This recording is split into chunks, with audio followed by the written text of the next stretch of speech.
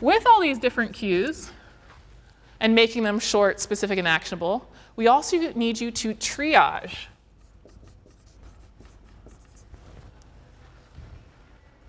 How often is it that you only have one thing to fix on an athlete? If they could just do this one thing, they'd be perfect.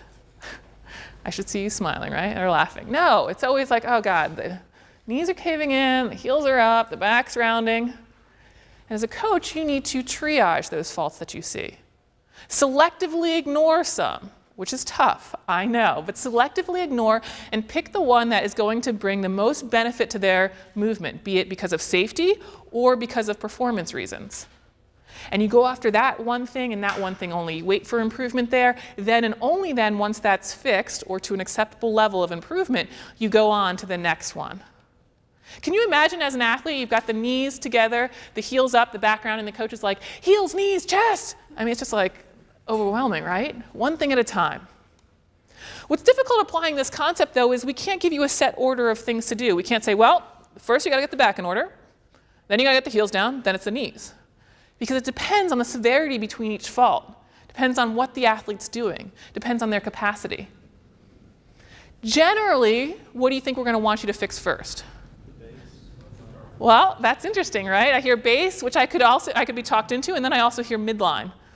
I would generally push you towards working on that spine position, especially when the athlete's under load because of injury. But I like what you said, base. I can think of a perfect example, somebody in an air squat, right, who's never done an air squat before, and those heels come up dramatically and their back's rounding. Well, shoot, the first thing I'm going to tell them is put their heels down so they have balance. I also can think of situations where I would accept a rounded midline for other points of performance. I used to work with a 69 and a 72-year-old couple, and they could not keep their back neutral at full range of motion air squats. Welcome to being 69 and 72, right? Goes with the territory a little bit. But we would work on it. But guess what they needed more than necessarily a perfectly neutral midline in a squat? They needed range of motion.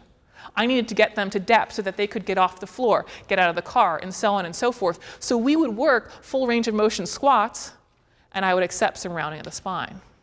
You guys see the shifting of priority there? Now, I wouldn't accept that rounding of the spine if I was asking them to deadlift, which I would, and sometimes we would deadlift off bumpers heavy because I wanted that back to stay in that proper position. So far, so good on that?